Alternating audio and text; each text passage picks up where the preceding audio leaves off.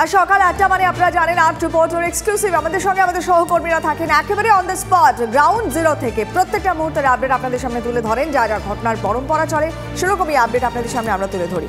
এই মুহূর্তে আমার সঙ্গে আমার 4 সহকর্মী রয়েছেন। প্রথমে আসুন পরিচয় পর্ব সেরে নেওয়া যাক। আমার সঙ্গে রয়েছেন সোমা, রনি, সুজিত এবং হিমাদ্রি। তোমাদের 4 জনকে সুপ্রভাত এবং স্বাগত। আমরা পরপর এক এক করে ওদের সাথে কথা বলি। প্রথমে আসি শেখ শাহজাহানের খবরে। অবশেষে সিবিআই হেফাজতে শেখ শাহজাহান। আপনারা জানেন যে এবারে কেন্দ্রীয় এজেন্সির প্রশ্নের মুখোমুখি হতে চলেছে সন্দেশখালীর বাঘ। ইডির ওপরে হামলার 56 দিন কোথায় লুকিয়েছিলেন এই সন্দেশখালীর বাঘ? শাহজাহানকে দফায় দফায় জেরায় জানতে চায় কেন্দ্রীয় এজেন্সি। কেন ইডিকে তল্লাশিতে সেদিন বাধা? এই 56 দিন কার কার সঙ্গে যোগাযোগে ছিল শেখ শাহজাহান? তারই উত্তরে খোঁজে সিবিআই এর তদন্তকারীরা। এই মুহূর্তে শেখ শাহজাহানের কাছে সিবিআই আধিকারিকদের মূল দুটো প্রশ্ন। 5 তারিখ কেন তিনি মরিয়া হয়ে ইডি আধিকারিকদের ওপর হামলা চালিয়েছিলেন, তল্লাশিতে বিঘ্ন ঘটিয়েছিলেন যাতে তল্লাশি না চালাতে পারেন, কি ছিল সেদিন শেখ শাহজাহানের বাড়িতে? আর দ্বিতীয় প্রশ্ন, এই 56 দিন রাজ্য পুলিশের হেফাজতে যাওয়ার আগ পর্যন্ত কোথায় শাহজাহান ছিলেন এবং কার কার সঙ্গে তার যোগাযোগ হয়েছিল? এবং সেখান থেকেই সিবিআই আধিকারিকরা মনে করছেন রেশন দুর্নীতি থেকে শুরু করে আরও একাধিক রহস্যের নতুন নতুন সূত্র পাওয়া যাবে। আমরা দেখলাম গতকাল রাত 9:22 সিবিআই দপ্তরে নিয়ে আসা হলো শেখ শাহজাহানকে। রাতভর সেখানেই শাহজাহান রাত কাটালেন এবং 5ই জানুয়ারি ইডির ওপরে হামলার অভিযোগ ওঠে। তার ঠিক 2 মাস পার করে দেখুন 6ই মার্চ, গতকাল ছিল 6ই মার্চ, কেন্দ্রীয় এজেন্সি হাতে পেল শেখ শাহজাহানকে। তারপর এবং আমরা দেখেছি এই গোটা ঘটনাটায় বেশ বেগ পেতে হয়েছে কেন্দ্রীয় এজেন্সিকে এই শেখ শাহজাহানকে হাতে পেতে। কথা বলবো, সোমা রয়েছেন সরাসরি আমাদের সঙ্গে। সোমা, এবারে এত কিছু জল গড়ানোর পরে অবশেষে শেখ শাহজাহানকে সিবিআই হাতে পেয়েছে। জিজ্ঞাসাবাদ যে হবে তাতে তো কোনো সন্দেহ নেই, কিন্তু এই একটা প্রথম রাতটা কিরকম কাটলো সিবিআই এর হেফাজতে এবং তারপর আর কি কি হতে চলেছে জিজ্ঞাসাবাদে? কোন কোন বিষয়গুলোতে ফোকাস করতে চলেছেন সিবিআই আধিকারিকরা? সোমা, হ্যাঁ দেখো, আমরা কিন্তু দেখলাম শাহজাহানকে একেবারে গ্রেফতারি থেকে শুরু করে সিবিআইয়ের হাতে তুলে দেওয়া সম্পূর্ণ ব্যাপারটাই কিন্তু একটা টাল বাহানার মধ্যে দিয়ে চলল। অবশেষে সিবিআই হেফাজতে রয়েছে এখন শেখ শাহজাহান। গতকাল রাতে তাকে নিয়ে আসা হয়েছে নিজাম প্যালেসে। গতকাল রাতটা কেমন কেটেছে তুমি জিজ্ঞেস করছো। খুব স্বাভাবিকভাবেই আজকে কিন্তু কড়া কড়া প্রশ্নমানের মুখোমুখি হতে হবে শেখ শাহজাহানকে। তার জন্য কিন্তু তাকে যে মেন্টাল প্রস্তুতি নিতে হবে, তিনি কি বলবেন সেগুলো নিয়ে কিন্তু শেখ শাহজাহান যে একেবারে চাপে রয়েছে সেটার বলার অপেক্ষা রাখে না। একেবারে প্রথমে যেটা বলি যে দেখো, গত 5ই জানুয়ারি ইডি তদন্তকারী আধিকারিকরা যখন তার বাড়িতে তল্লাশি অভিযানে গিয়েছিলেন, তাদের ওপর আক্রমণ হয়েছে, মিডিয়ার ওপর আক্রমণ হয়েছে, ইডি অফিসারদের মারধর করা হয়েছে এবং তারা যখন অর্থাৎ ইডি অফিসাররা তার বাড়ির সামনে দাঁড়িয়ে যখন তাকে ফোন করছিলেন, বারবার তিনি ব্যস্ত ছিলেন, অর্থাৎ তিনি কারোর সাথে কথা বলছিলেন।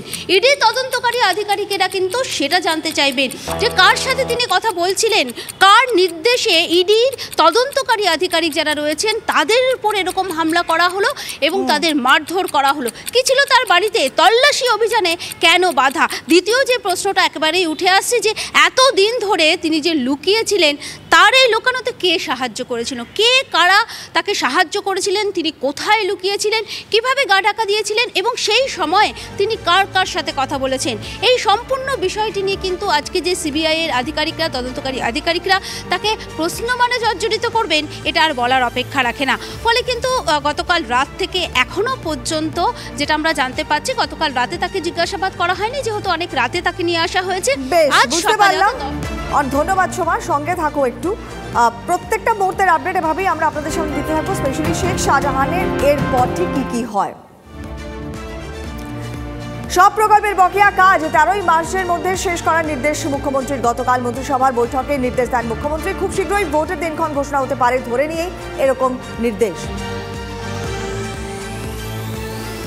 পরে খবরে আসি। লোকসভা ভোটের আগে আলিপুরদুয়ারে বিজেপিতে অস্বস্তি বাড়িয়েছেন জন বার্লা। বিজেপি প্রার্থী মনোজ টিগ্গাকে প্রকাশ্যে তার মনোনয়ন তুলে নিতে রীতিমতো শাসিয়েছেন কেন্দ্রীয় মন্ত্রী। তার মান ভাঙাতে এনে টিগ্গার সঙ্গে দেখাই করেননি বার্লা। কিন্তু কি এমন হলো যে পরিস্থিতি এরকম পর্যায়ে গেল? কথা বলবো, আমাদের সঙ্গে টেলিফোনে রয়েছেন প্রতিনিধি রনি চৌধুরী, সরাসরি রয়েছেন আমাদের সঙ্গে। রনি, এমন কি পরিস্থিতি হলো যে একেবারে ডিরেক্টলি মনোনয়ন তুলে নেওয়ার কথা বলছেন এবং পাশাপাশি মান ভাঙাতে গেলে টিগ্গার সঙ্গে কথাই বললেন না জন বার্লা? এরকম পরিস্থিতি নির্বাচনের আগে কেন হলো? দেখো কোয়েল, যেমনটা আমরা দেখতে পেয়েছি যে যেদিনকা বিজেপির তরফে হচ্ছে প্রার্থী তালিকা ঘোষণা করা হয় এবং সেখানে দেখা যায় যে আলিপুরদুয়ার লোকসভা কেন্দ্রের প্রার্থী তথা প্রতিমন্ত্রী জন বাল্লার নাম নেই এবং সেখানে প্রার্থী হয়েছেন মনোজ সিংহার, যিনি বিধানসভার বিধায়ক এবং তিনি বিধায়ক এবং চিফ হুইপ বিধানসভা, এবং তার নাম প্রকাশ্যে আসার পরেই কিন্তু রীতিমতো ক্ষোভ ছড়িয়ে পড়ে জন বাল্লার অনুগামীদের মধ্যে এবং তিনি দিল্লিতে ছিলেন এবং দিল্লি থেকে ফিরেই তিনি প্রথম বানারহাটের চামুর্শি এলাকায় একটি কিন্তু সিটিডব্লিউর সংগঠনের কর্মীদের সঙ্গে বৈঠক করেন, যেটা জন বাল্লা যেটা দাবি করে যে বিজেপির চা শ্রমিক সংগঠন, তাদের সঙ্গে বৈঠকের পরেই কিন্তু তিনি প্রথম হুঁশিয়ারি দেন প্রকাশ্যে আমাদের ক্যামেরার সামনে যে তিনি কোনোভাবেই এটা মেনে নেবেন না, এমনকি মনোজ সিংহার বিরুদ্ধেও তিনি প্রচার চালাবেন এমনটাও কিন্তু তিনি জানিয়েছিলেন। এরপরেই কিন্তু সেই বিষয়ে প্রকাশ্যে আসতেই গতকাল সকালবেলা রীতিমতো বিজেপির রাজ্য সম্পাদক দীপক বর্মন এবং বর্তমানের প্রার্থী মনোজ সিংহা তার বাড়িতে গিয়ে হাজির হন সকাল 8:30 নাগাদ এবং প্রায় 1.5 ঘন্টার বেশি সময় ধরে সেখানে বসে থাকলেও তার সঙ্গে দেখা করেননি জন বাল্লা, এমনকি তিনি তার পাশেই একটি বাগানে গিয়ে আশ্রয় নিয়েছিলেন এবং তারা বেরিয়ে যেতেই তিনি কিন্তু সরকারি অনুষ্ঠানে বীরপাড়াতে যান এবং সেখানে রেলের একটি অনুষ্ঠানে যোগ দেন। সেখানেই ছিলেন মনোজ সিংহাও বিধায়ক হিসেবে এবং সেখানেই কিন্তু রীতিমতো প্রত্যেকের বক্তব্য আমাদের কাছে এসে পৌঁছেছে। রনি, তুমি যেটা বলছিলে তোমার কথা সূত্র ধরে এদের প্রত্যেকের বক্তব্য একবার শুনে নি, শুনুন কে কি বলছেন। ব্যাপার পেছনে কি মনোজ সিংহার ভূমিকা রয়েছে? হ্যাঁ, সব থেকে বড় ওনারই ভূমিকা আছে। ষড়যন্ত্রের শিকার জনদা, হ্যাঁ, এটা ওরা ষড়যন্ত্র সব এমএলএ মিলে সিটের জন্য আমাকে বদনাম করার জন্য অনেক কিছু কথা বলেছে।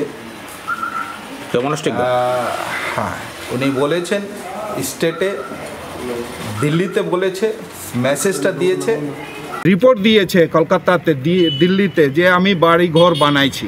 উনি তো বলেছেন আমি কাজ করি নাই, হ্যাঁ, জন বাল্লা কাজ করে নাই দিল্লিতে, কলকাতাতে বলেছে। তাহলে কি মনোজ সিংহা দুর্নীতির সঙ্গে যুক্ত বলে কি এত কিছু করতে পেরেছে?